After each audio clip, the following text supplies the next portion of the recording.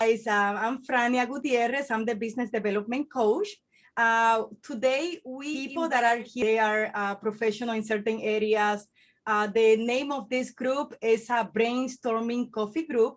We meet every Wednesday. Some Wednesday is gonna be in Spanish. Some other Wednesday is gonna be in English. So the whole purpose that we are here meeting is just to give a little bit of our knowledge to other people. You may be someone, a buyer or seller, or someone looking to buy a house. And the topic that we bring in today is how to buy a house in a seller's market. So like I said, if you are someone interested to buy or sell, or maybe you want to learn about real estate, I have professionals here that they will share with you what they have.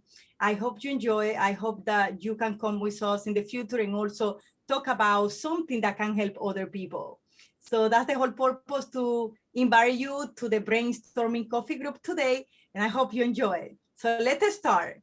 All right, so we have Mr. Michael Puebla.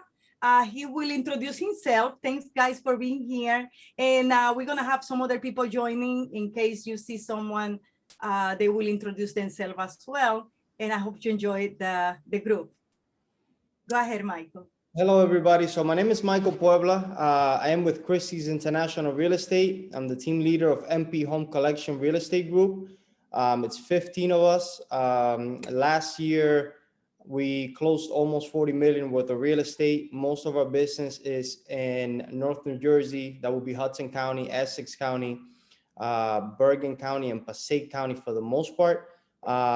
We dabble a lot in the luxury real estate market world and in the investment world. But also we deal with every single property at every price point as well. Today, here with me is one of my partners, James Harris. And we're happy to answer any questions you guys may have. Thank you, Michael. James, go ahead. I'm James Harris. I've actually been with Mike now for a couple of months. I started in the business 4 years ago. Excited to join Christie's International and specifically joining Michael's team. Looking forward to helping people of all nationalities gain property or learn about selling, buying property. It's really an exciting time to get into real estate. Whatever questions you have, you can certainly reach out to the Christie's International MP Group. And we'll be more than happy to help you. Of course, we'll leave our numbers toward the end of this talk, but whatever questions you have, you can certainly reach out to us. Thank you, James. Maria is here with us today. Are you available, Maria? All right, let's pass on to Lourdes. Lourdes, are you available to introduce yourself? Yes. Hi. Great. Thank Hi, you Lourdes. for inviting me, Frania. You're so happy welcome. to be here. Yes. Great. It's nice meeting all of you. I am currently in Florida. I am a Medicare and life insurance agent. I am licensed also in New York and New Jersey. I do travel to those markets and do business on those markets also. So my passion is helping seniors find the best care, Medicare plan and coverage they can possibly have in their area. So if you have any questions regarding Medicare or life insurance, I'm at your service. Thank you, Lourdes. Thank you. Maria, are you back? All right. I think Maria is busy, but she can come anytime and introduce herself. Anyway, James and Michael, I know Lourdes is in Florida, but you guys are providing service in New Jersey, or you can also help other people nationally, or how that works? So can you please describe that? Mike, you want to answer that? You want me to? Yeah, sure. So we're licensed as individuals. We're licensed only in New Jersey, but we do have partners through the Christie's network who we can refer business or clients to. So someone in Florida, in PA, wherever it is, New York City, we're able to refer them over to one of our partners and take care of them, not only within the United States, but overseas as well. Yeah, that is extremely important because I know people that they are interested to buy a house, maybe in California or uh, who knows, Florida, Illinois, and then they don't know. But now that we are here, we usually bring people that other people can trust. That's why we are sharing our knowledge, because we already are in the market and we know people, we can refer good people. So that's why you guys are here. My pleasure. So James, can you maybe talk a little bit about what's going on right now with the market? Because I know that the way that works, sometimes it's a buyer time and sometimes it's a seller's time. So can you please talk a little bit what's going on and how that works? Absolutely. Based on some of the things that are going on this year, I know it's anyone who owns a home and they want to sell their home, it is the advantage right now of the seller, and they can get a pretty good price. So it's what it means is when we're in a seller's market, someone who wants to buy and Mike, you can correct me if I'm wrong, the inventory is kind of limited, but you know, everyone, the demand for buying a property is so high right now, and people want to buy, but the inventory, I mean, everyone's going kind of for the same type of home or a condo or whatever it is. So it is a seller's market. It is a hot market. We've been, Mike, you can attest to this. We've been busy every single, like 7 days a week, nonstop. Wow. With showings, and just with the putting in offers. And so it's right now a very busy time for us. And it's been that way for a while. Mike, you want to? Yeah, no, you're definitely right. It's yes, there's sellers markets and buyers markets, but what we're seeing right now, although it's sometimes regarded as the seller's market, I see it as more of a perfect storm, because at the same time, even though prices are high on the side of the property, interest rates for the last 2-3 years have been historically low. So for the buyer who's on the marketplace looking to buy a house, maybe you're paying $30,000-$40,000 more for the house, but in the long run, over the term of your mortgage, you're saving thousands of dollars in interest. So this is what has created this, what I call a perfect storm, which is ideal time for a seller to list their property, but it's also the perfect time for a buyer to buy. Yeah, I have one situation.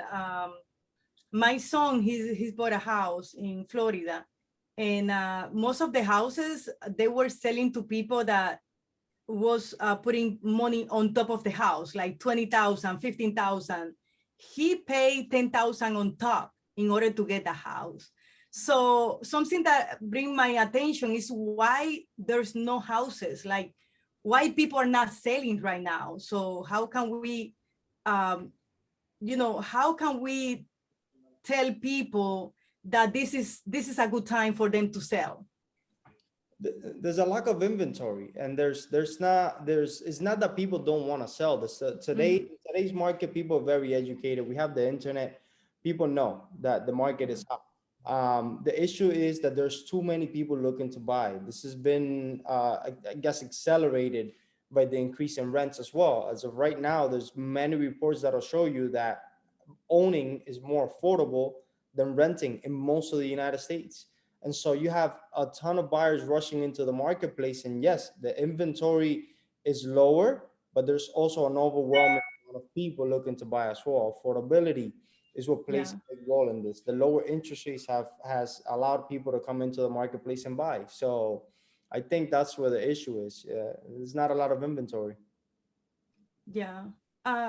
James, go ahead. If No, you have I definitely with the inventory and people out there, I guess to get people excited about wanting to sell their house, meaning there can be possibly more houses on the market, is if they know exactly the excitement that's in the market as far as getting paid 50, you know, 10 to $50,000 more than asking price. So I don't know how you market that. I don't know what you do to say this is what this person good, because every house is different. People are not going to get the same $10,000 more that the other person gets. It's just whoever wants to sell, they're in the position to sell, and someone wants to buy. That's how. I mean, I guess we have to create excitement to want to sell, or create the excitement that things are going to be okay. This storm is the perfect storm, like Mike called it. It is, you know, is happening. We just got to be consistent in how we better the business and make it more profitable for everyone. Good. Lourdes, do you have any situation that you can share with us or questions? Well, what I do know now is the market in Florida is very, just like James was saying, it's very tight. Mm-hmm. It's a seller's market. The prices have gone up drastically in the last 2 years, and for us, we were trying to buy a house too, and we've decided to put it off for some time, probably till next year or something, because the market is just extremely hot, I would say. Can I just talk to that point a little bit? Putting it off might not be a good thing, because the interest rates might go up. The prices. I mean, Mike, I don't know if you can talk to this as well, but I think while you're in it, while you're in the mode of selling or wanting to buy a house, you have to stay in that mode, because things pop up, and you may get lucky, so to speak. Before Michael answered that, because I know there's a lot to talk there. Thanks, Lourdes, for saying that. I remember that the different, it was the interest, because I also say the same thing to my son. I said, like, why you don't, wait 2 more years, and when everything is going to be different and we're going to have more stable plan. And he said, no, Mom, because the interest right now, everything is like that, but the interest is so low. I think it was like 3, maybe 2 point something. It's crazy. And he said, what happened is that later on, then everything's going to go back like, balance, but the interest is going to be too high. And the things that he took advantage as well was the, he did fix, is the one that's going to be the same. No matter what. Exactly. It's the fix, right? The fix. Yes. Yeah. So he did the fix. So he's going to have the same interest for all these years. So this is great. So he paid, like you said, a little bit more, but he automatically put more, he gained more money in the house, like buying the house, now in a newer house. So now say, Michael, a little bit about it, because I think it's very interesting that. Going back to James' points, and just to touch on what Lourdes said, I was in the same situation last year. Around August, I was looking to buy an investment property, a 2-family, and the market was ridiculous. Interest rates were about 2.5% in the middle of last year. And just to be able to get an offer accepted, it's a nightmare. You're submitting offers. I mean, last week I submitted an offer for one of my clients for $101,000 above asking price, and we didn't get it. That's the way the market is right now.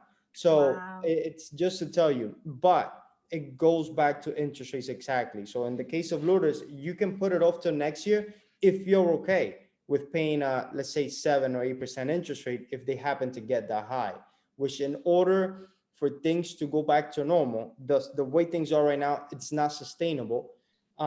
Interest rates have to go up. They have to go up. So yeah, maybe the house that you were going to pay $650,000 for, now you'll be able to get for 600, and it'll be a little bit less of a hassle, but you will pay in the way of interest. You're stuck with this house for the next 30 years. We're not stuck with it because you can always sell it, but this is your mortgage for the next 30 years.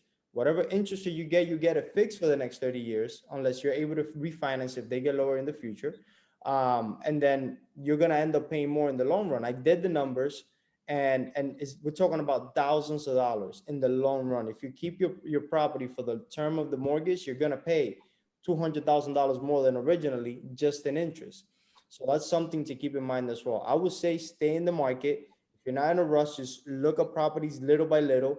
Like James said, luck sometimes plays a part. You might find the right house. You might, do a personal letter to the owners that gets you in the door. That's how I was able to get a property to my brother in a multiple offer situation. And then little by little, you never know. You might get yours, but stay at it. Good. Good. Lourdes, do you have any other question, or Maria? Coming. Yeah, I'm sure if we have more people here, maybe you guys can, like bring some samples of your client's situation that you're going through, because I know that there's people interested. They are not here right now, but maybe the testimony that you have from one of your customers can help them as well. So feel free as well, James, if you have any experience with one of your clients. Just speaking, to my team leader, Mike, I guess yesterday, and asking him about strategies for my clients to get these houses that people are asking more than what we're asking, right? So some strategies that we've coming up with is different ways we can make the offer attractive, offering more money, offering limited inspections, offering possibly things like that just to make the offer more attractive, right? So when I say make the offer more attractive, make that seller look at this and say, all right, this is going to be a fast close, whether it's 20% down or 3.5% down. People look at that because people want their money fast in a hurry. So it's different strategies that Mike is basically mentoring me in to use to make these deals close. Yeah. Maria. Yes. You're ready. Do you have any questions? Well, Way too close. Okay. So No. I have a question. Okay, go ahead. Then I make the question. First of all, why are you sharing the screen? Your screen. Your screen. My? Yeah. Good. We start. Just ask the question. He's talking about coffee. Oh, you can put the coffee. I don't have my cup. Okay. But I need my cup. Let me text someone. No, Go ahead. I was listening today something about wholesale buying, and it's something that you buy the contract and then you can sell the contract. How can you do stuff like that? Have you heard about that? Yeah, Like you can. wholesale? Oh, I'm sorry. I thought you were looking at Mike. You guys. I told you I was spontaneous. How does that work? Yeah, I mean, if you get a property on the contract yourself, you can. It's also called an assignment. If you find a buyer that wants to take it off your hands while you have it on the contract, you can do that and make a little bit of money. It's been done forever, but nowadays it's rare, just because the lack of inventory. When people get their hands on a property, they don't really want to give it up. Right. So it's very, very, very rare. This was a thing of the past. The market, what we're seeing now, it's a different story. Okay. Yeah. And Michael, do you think things will change? What is the projection that we are having right now? This is a question that I always ask everybody who come to my group, because everything is changing. And I get a little frustrated because all the professionalism that we used to have and the techniques and the system in place is not working anymore. Like it's that even the president, like, we don't want the same thing. We don't want this. We don't want to see the same thing. We don't want to feel the same thing. Everything is different. So what's the projection right now of the real estate? Do you think those big houses will continue selling? Where we are going? Because the way that I see the world is that people want like less, right, comfortable, but they want more of other things. So in terms of houses, sometimes I heard that we buy those big houses with 3, 4 living rooms and they don't even use it. They say that they can go by 20 years and they maybe see two times in 10, 20 years in that living room. So they don't even use it. Like, for example, I used to live in a house with 3 rooms. I remember 2 of them, I never used it. They were just there. I used to clean them, but I only use 1. And what happened? Where the market is going right now in terms of innovation? So there's a couple of things. When it comes to big houses selling and the space and people choosing smaller things, I'm not sure. I think it's actually the opposite of that, because when COVID happened, at least here in Jersey, you may be right in other places, but in Jersey, we saw a huge migration of people coming from New York City that were stuck in luxury condominiums with recreation areas and common areas that were closed for the duration of COVID. So these people said, never again. I was stuck in a 2-bedroom apartment, as luxurious as it may be, with my 2 kids for the last year, and I wasn't able to use my amenities. That won't happen to me again. I want my own private oasis. I want a house with a pool, with space, that if this ever happens again, I can just, use my backyard, use my pool, and not be stuck in the apartment. That's one. In regards to the status of the market in general, I think what's happening now is not sustainable. I think they're going to push interest rates up to a point where it's going to slow down the buyers, and things are going to even out a little bit. Property prices are going to continue to go up. That has already been forecasted by the National Association of Realtors, by Keeping Current, by a bunch of different outlets that are legitimate. And I know you asked about a sample of one of our clients, something that happened that's encouraging. I use myself as an example. Last year, everybody was telling me, why are you going to buy a house? Why are you going to buy a house? The market is crazy. Properties are expensive. I bought a 2-family house in Secaucus. I ended up paying half of what I was paying on a rental. Okay. I rented the 2nd floor. Now this is my property. I paid $680,000 for the house. I had it appraised last month, and it's already appraised at almost $900,000. Oh, wow. In equity within a few months. Oh, wow. So for the rents are so ridiculous right now, and the prices are going up so quickly, that I would say to anyone that's looking to buy that it is still prime time to buy a house. If there was a time back in the day when you could get a 2-bedroom apartment for $1,200 a month. That's not anymore. Not anymore. So if you can't afford to buy a house, buy a house. Good. I agree, definitely. Yeah, and another thing that I see in the realtor is with the realtor business is that, as long as you invest your money in real estate, you secure, because it's always going up. It's always moving. And yeah, I mean, that's great. That's great that you have the profit, so quick. Yeah. And the ROI was too quick for you also. I mean, it's a lot. Because the prices are increasing. Property prices are increasing by the day. And even if you don't, even if you buy a property and you pay expensive, you pay $700,000 and the value is $700,000. Now, every month when you make that payment, you're not throwing that money away. That money is building equity in your property. When you're renting, you're paying somebody else's mortgage off. You're building somebody else's equity. So it doesn't make any sense. It really doesn't. Yeah.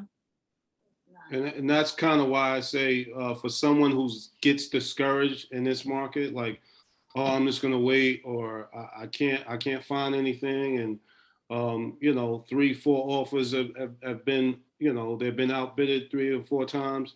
Just keep at it, keep plugging away, stay consistent. Don't give up.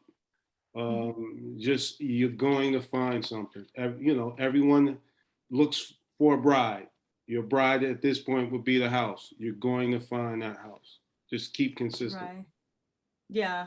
It take a long time, because I remember going over 5 months, and putting offer, and everything come up like, no, this person have it, or we have 6 people waiting. I mean, we have one that have 12 people waiting, that they already put the offer as well.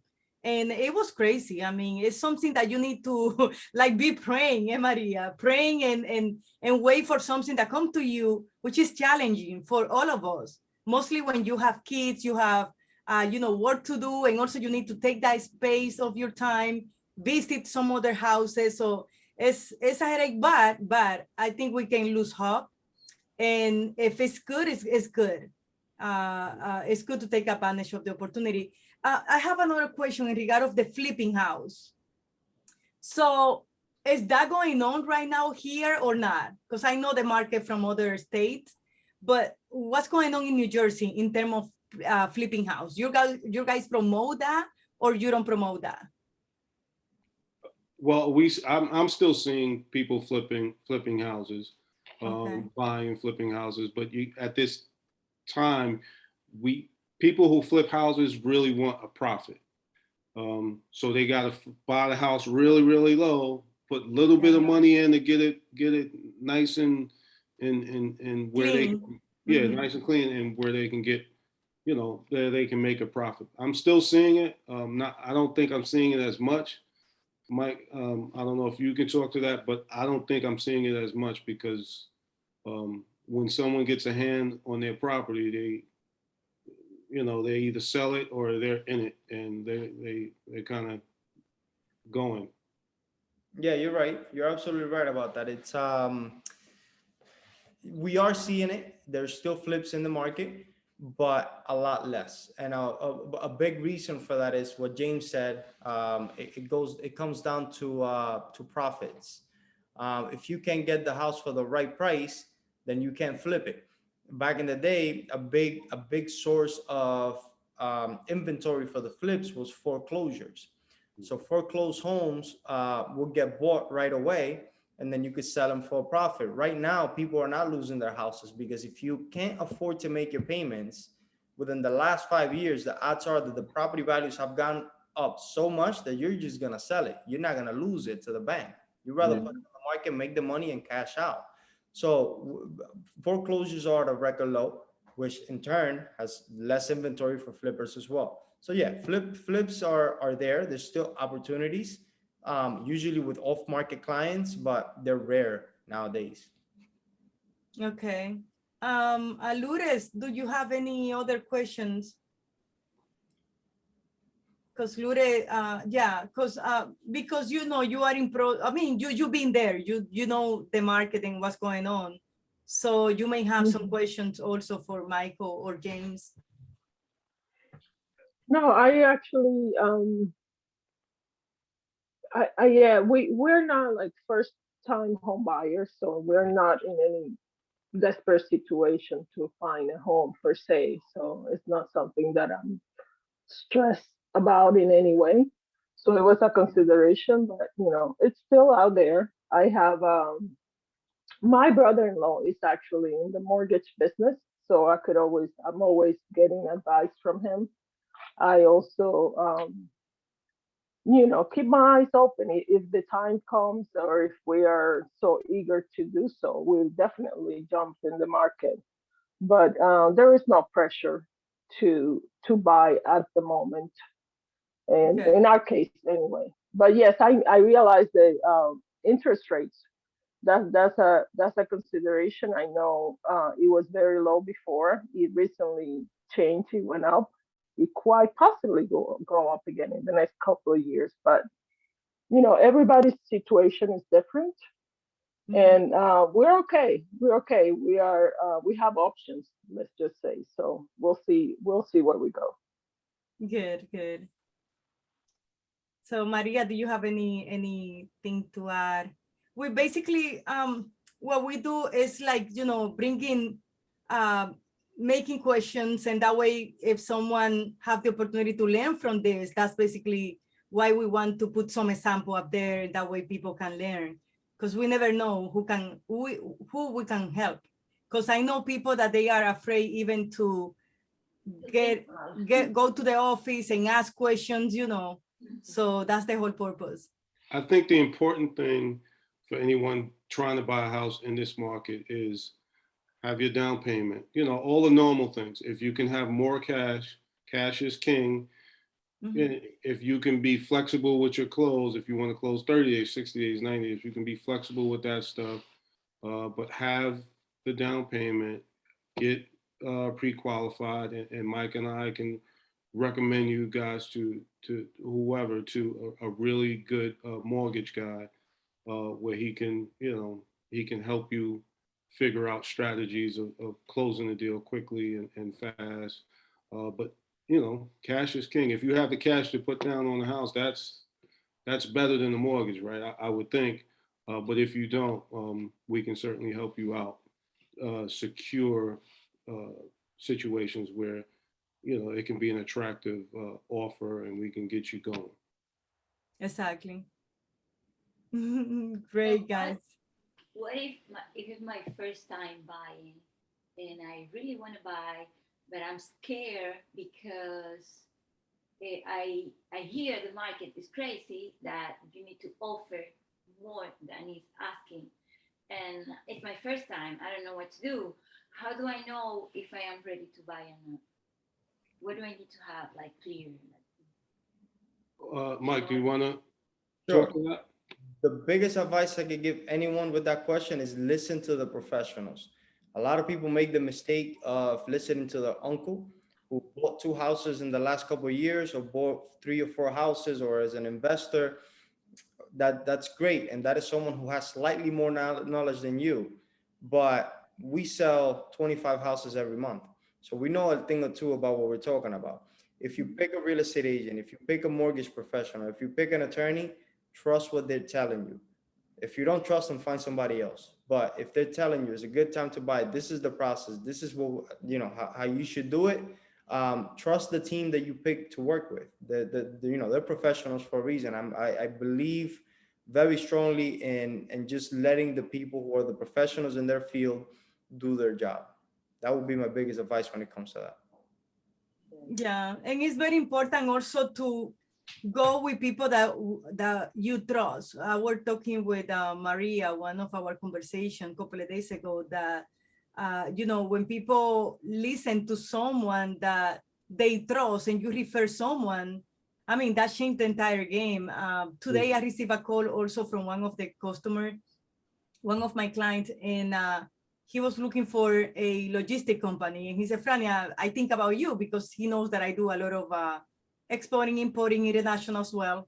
And he contacted me after 4 years that I don't hear from this person. And he remembers me, and he contacted me. He said, Frania, I just need someone that you can refer me. And I was like, okay, but you already own a warehouse. You already have contact. And he said, the person that I had, we're no longer working with that one, but we want you to refer us someone. And that's, that's the point, that like you said, when you know someone that knows, listen to that person and follow what that person knows. Mostly when you know someone, you're referring someone that know about it. So it's beautiful to have someone that you can trust. So this is, I think, is the key. Like right now, we have so many realtor, friends, family, but when you want to buy a house, who you pick, and you have, like me, I have so many people, but who I pick the person that I trust, the person that understands me, and I know that I've been understood, and that's why I pick the right person. So yeah, it's good to know that you guys are here for any questions. So I will post also your phone number, your contact information. That way people can see how to contact James or how to contact Michael. And, hopefully we can come up with another part, maybe 1 month, Maria, maybe 1 more month, we can come up with another topic, or Yes. yeah. So we are doing section like part 1 and part 2. Because a lot of time what happened is, when I finish the call, I have people, texting me like, I couldn't join, I would like to participate, but next week. And I said, no, next week I'm not bringing the same topic. So we post those people to the following part, and we can come up with maybe another topic and talk about a little bit more about what is how to buy a house in a when the seller's market is down. So Okay. I have Yeah. another question. Sure.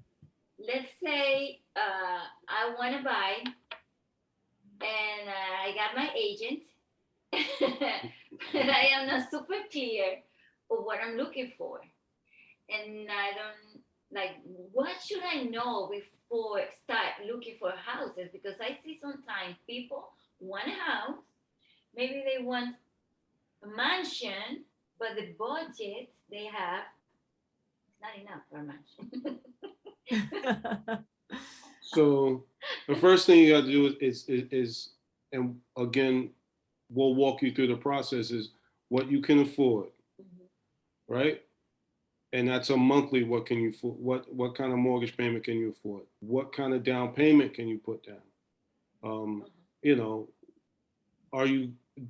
It's, you know, can you put down 20%? Can you put down 10%? Do you want to go FHA? Are you a veteran? You can get veterans. You can get a veteran mortgage. Like all these things, the questions we will ask you, and then we'll gear kind of. We will build a strategy on. All right, your credit is okay. You're probably going to have to go FHA. Your house will probably be in between 3 and 5, or 5 and 7, or you know what? You have the money. You can put down 20%. You want $1 million house, $2 million house, whatever it is, and then we'll go from there. So it really, you have to develop a strategy with your real estate professional, and then work with them. Like if I call my team leader Mike almost every day. Don't be afraid to call your broker every day. That's what they're for. If you have a question, don't think you're being a pain to him. You are making the biggest investment in your life, right? A house. First it's a car, then it's a house, right? Then it's married.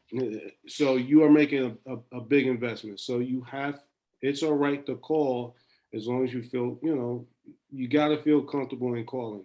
And that broker who doesn't pick up their phone, or that agent who doesn't pick up the phone, you gotta, they're in this market, they're busy, but even if they pick it up for a minute, hey, let me call you back, I'm busy.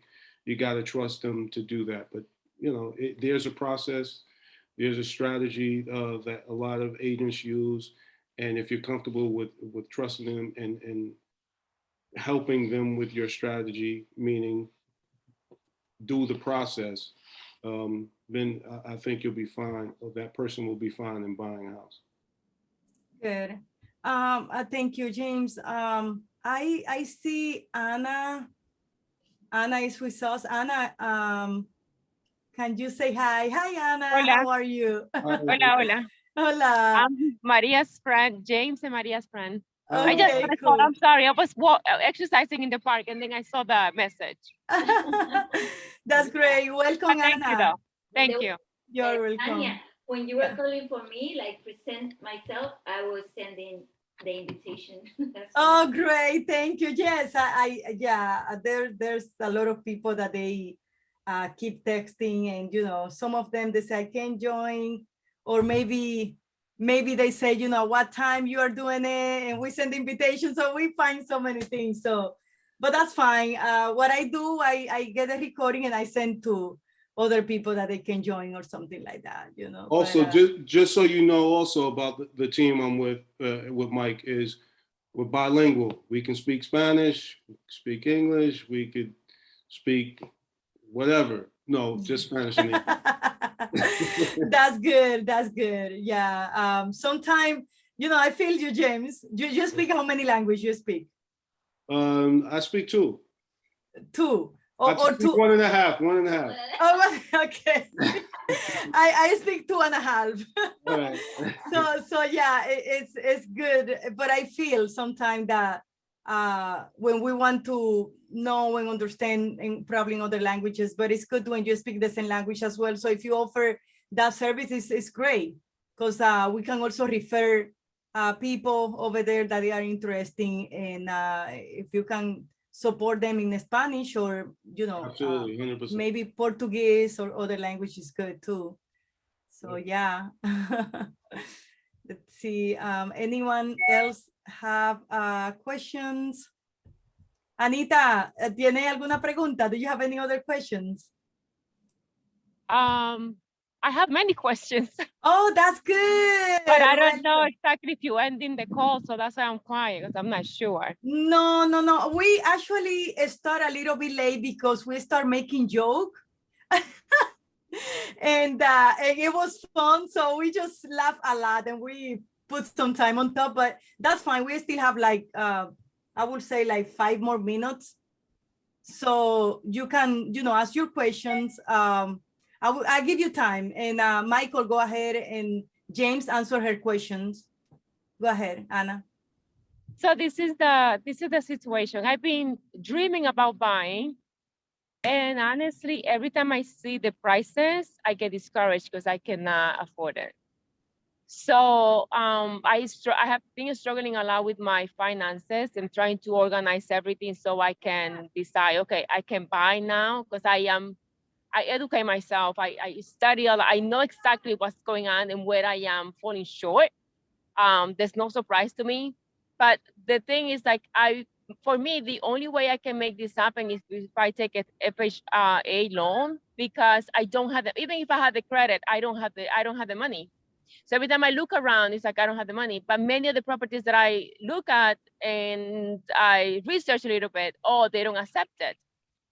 You have to put the 20% down. So it's so upsetting because I can afford it. So then I go back to, I go back to renting. But rentals right now are so high that I might as well try to buy something.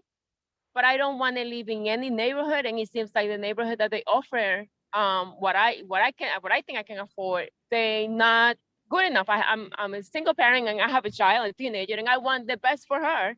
And what I am is not offering the best right now. So I don't want to be in this county. I'm thinking, like, I know what I want. I just don't know how to get there. And I want to get there. Like, my goal is like, this is what I want. And I'm set on that. And I just need to figure it out. How do people do it? Because I see people that don't have the money and they buy. I just want to know, like, how does that happen for people? Anna, quick question. When you say you don't have the money, are you referring to the down payment or the total value of the house, the monthly payment of the house? Not down payment, because usually, if you look at a house, any house, 3-bedroom, bath, a bath and a half, it's like over 350, 400,000. I don't have 20%. I don't have the money. I don't have the money for that. You don't need 20%. You need 3.5. That's why I'm asking if you are able to come up with the bare minimum, which is 3.5% down payment, then you should be able to find a home. And I get what you're saying about not wanting to be in certain neighborhoods or not wanting something, it's too bad, but there's ways around that. For example, you can get away with doing an FHA loan, 3.5% down, on a house that's around $400,000. That'll cost you around, down payment wise, around $14,000. That's not a lot of money to buy a house. Now your closing costs, you can finance on your mortgage. So if you're buying the property for $400,000, you could offer them $410,000 and use that $10,000 for your closing costs. That means you're only spending $14,000 in the purchase of your house. And maybe you can look for something that is in a nice neighborhood, but maybe it needs a little bit of work. Maybe the space is not ideal, but with time, you can fix it up little by little. You can bring it up to par. And that's also good because it helps you build equity in the property. The more renovations you do, the more the value goes up on the property. So those are a few ways that you could maybe look at it.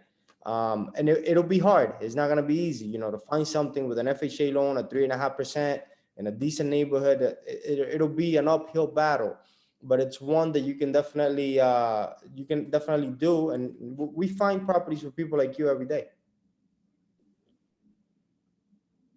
Okay, thank you. We got you, Anna. Good. We got you. Yes. But get pre-qualified. I don't know if you have, but that's the first step is getting pre-qualified. Yep. I'll have a conversation with Anna and make sure I turn on to Will, and then we'll make something happen for you. Actually, that's good, because I was about to text you today about this. So this was like perfect timing. Oh, great. Yeah. Yeah, that's Thank you, Anna. Thank you. Thank you, guys. Thank you. Let's see if we have, okay. Oh, I see some people were like asking to join. So anyway, but it's 7:10. So guys, it's my pleasure to have you here. Anna, if you don't have any more question or you're gonna follow up with James, we'll be fine later on. But thank you so much. Thank you for being here, for supporting me, Maria, James, Michael, Lourdes. Thank you, Lourdes. And all this, the people that will be watching this video later on, hope this video helped them, and to contact you guys as well. And I'm a business development coach as well, so I'm bringing this group every week just to find people with any issue, any concern, and they can solve the problem easiest and faster. So Thank you. You're welcome. Thank you. Yeah, you're welcome. You're welcome. Thank you, guys. Thank you, Maria. Thank you. Thank you. Thank you, Anna. See you next week. Thank you all. Yeah, see you next week. Bye-bye.